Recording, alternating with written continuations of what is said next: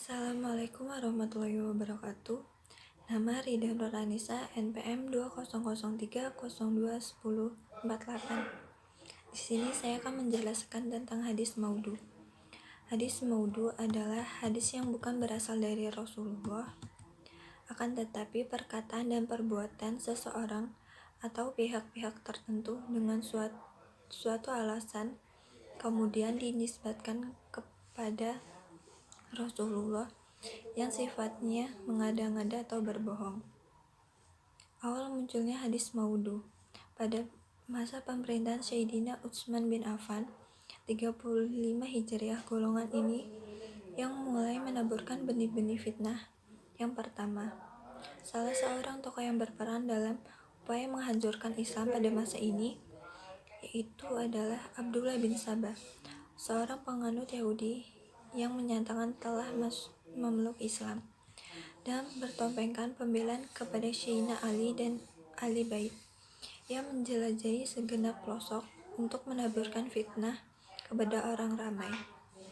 Ia menyatakan Ali lebih berhak menjadi khalifah daripada Utsman, bahkan lebih berhak daripada Abu Bakar dan Umar. Hal itu karena menurut Abdullah bin Sabah sesuai dengan wasiat dari Nabi SAW. Lalu, untuk mendukung propaganda tersebut, ia membuat satu hadis maudhu yang artinya setiap nabi itu ada penerima wasiatnya, dan penerima wasiatku adalah Ali. Namun, penyebaran hadis maudhu pada masa ini belum begitu luas karena masih banyak para sahabat utama yang masih hidup dan mengetahui tentang kepalsuan hadis ini. Para sahabat mengetahui banyak dari hadis maudhu karena ada ancaman yang sangat keras yang dikeluarkan oleh Nabi. Nabi bersabda, "Barang siapa yang berdusta atas namaku dengan sengaja, dia telah menepati tempatnya di dalam neraka." Macam-macam hadis maudhu. 1. Perkataan itu berasal dari pemalsuan yang disandarkan kepada Rasulullah SAW. 2. Perkataan itu berasal dari ahli hikmah, orang zuhud dan pemalsuan yang menjadikan hadisnya. 3. Perkataan yang tidak diinginkan rawinya, melainkan dia hanya keliru. Faktor-faktor yang melatar belakangi hadis maudhu. Pertama, pertentangan politik dalam soal pemilihan khalifah. Adanya kesenjangan dari pihak lain untuk merusak ajaran Islam, seperti golongan Sindik. 3. Sikap fanatik buta terhadap bangsa, suku, bangsa, dan negeri dan pemimpinnya. 4. Mempengaruhi kaum awam dengan kisah dan nasihat palsu. 5. Perselisihan dalam fikih dan ilmu kalam. 6.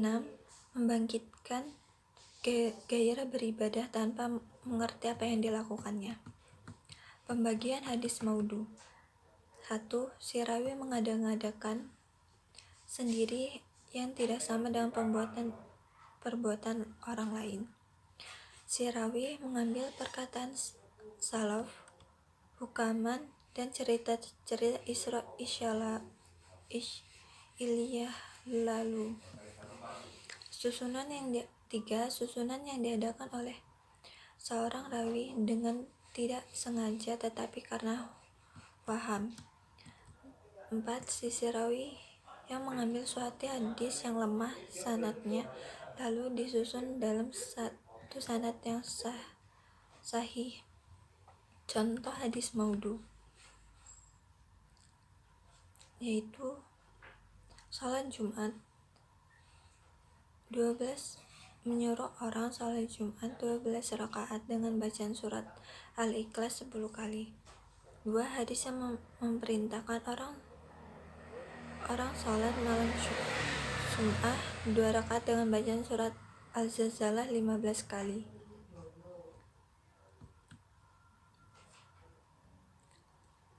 Sebab munculnya hadis maudhu, adanya seorang zindik. 2. Sebagian lainnya dilakukan untuk mendukung mazhab mereka atau kalangan mereka yang dilakukan oleh Katolibiyah. 3. Sebagian lagi mereka memalsukan hadis yang mendapatkan kedudukan khalifah. Sebagian lagi digunakan untuk mencari kekayaan dan ketenaran.